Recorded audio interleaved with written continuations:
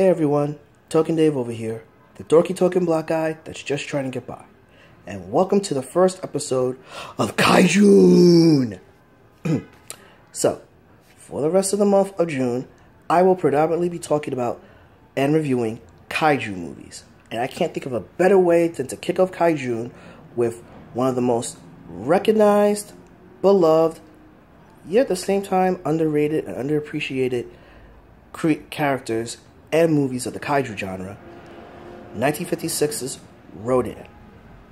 So on a relatively normal day in Kitamatsu, a small mining village in the Kyushu island of Japan, miners are forced to evacuate one of the mines that has become flooded, and 2 miners are unaccounted for. After sending multiple search parties in the mine, the bodies of the 2 miners, as well as other earlier search party members, are quickly found deeper within the mine, where a mutated prehistoric creature has been discovered and released into the world. Rodan was the first kaiju that I was introduced to after Godzilla, and it's the same for a lot of other people, you know. And the movie Rodan was important to Toho Pictures as well as the kaiju genre, because while Gojira, or Godzilla King of the Monsters, was a huge success, it was followed up with a financial flop, which was Gojira/Godzilla Raids Again. So the company decided to experiment with other kaiju movies for almost a decade. And Rodan itself was a bit of a mixed bag. Let me explain. See, the thing is, with this movie, it introduced the new kaiju, Rodan, who is popularly known, but the movie itself was pointed in the right direction, but is kind of has a mixed reaction among people. See, let's start with the bad points of this movie. The bad points of the movie is predominantly the characters, the human characters. While the lead, Kenji Shihara, was a great actor, especially with his facial expressions displaying a surprise, anger, fear, and confusion, you know, his character, Shigeru, was pretty bland as the mine's engineer. And his fiancée, wife, Kyo, no, not Kyo, cut it out of there, Kyo from King of Fighters, not that Kyo. Would have been kind of interesting and progressive for Japan, you know, having the first gay couple in a kaiju movie. Anyway, no, Kyo is actually, you know, Shigeru's fiancée, who he's in love with and who he's about to marry. And, you know, their relationship is Shigeru, husband, provider. Kyo, wife, homemaker. That's pretty much it. A bit of excitement, but a huge disappointment is the appearance of Akihiro Hirataka, who played Dr. Shirazawa in the original Gojira movie. And forgive me for butchering his name. I should have known this better. I can't believe I butchered it. Anywho, he's in this movie, and playing a scientist as well, but has a very brief role. Now, this is the first color movie that they did. This is the most movie shot in color. And while innovative, you see a lot of the strings for the monsters in this movie, which is distracting. I believe it should get a pass because it's the first movie done in color, but most people to this day will still mention that and they will harp upon it. So it has to be recognized. It has to be brought up. Another key problem with this movie is that the lead monster, the main monster everyone came to see, is first shown in its full form a little late in the movie. You know, like, the movie's about, like, a little bit over an hour. It's like about an hour and 10 minutes, and you first see a fully grown Rodan like about 50 minutes in. That's kind of a long way. So those are just the bad parts of the movie. What are the good parts? The good parts of the movie is, number one, you get a surprise because Rodan is not the only monster you see. You are introduced to Megagula, who is like, a giant insect that has been the culprit of all the killings within the mine. Now, Megagula is basically, well, it's actually Magnula. I just call it Megagula. I've always called it Megagula ever since I was a kid, but it's really pronounced Magnula, alright? Whom actually appears in one of the later Godzilla movies in the 2000s, which I will talk about in the future. But anyway,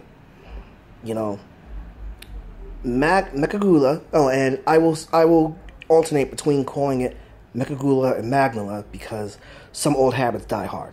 Anyway, Magnula is basically, a giant insect who has been killing the people in the mines and basically is also terrorizing the village as well. Now, when he appears, people have one or two reactions. They have the reaction as, holy shit, what the fuck is that? And everything. Or the, wow, that just came out of nowhere, Either way, Magnula is actually a great surprise, and, because we're expecting to see Rodan in the movie, and this surprise just pops up at us and everything, which I personally love because it's like, oh great, we're getting two monsters in one and everything. Something that wasn't heard of at the time.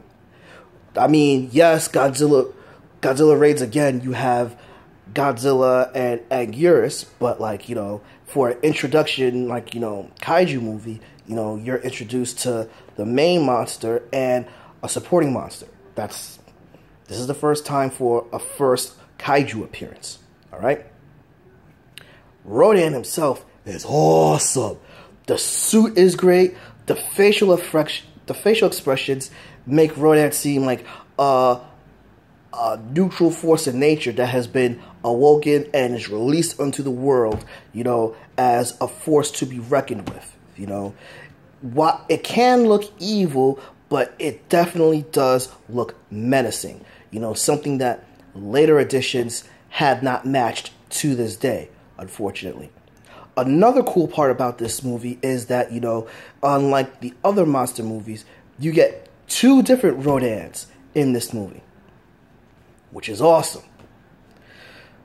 On an ending, and before I end it, I have to mention the people that did the models of the city when it's destroyed.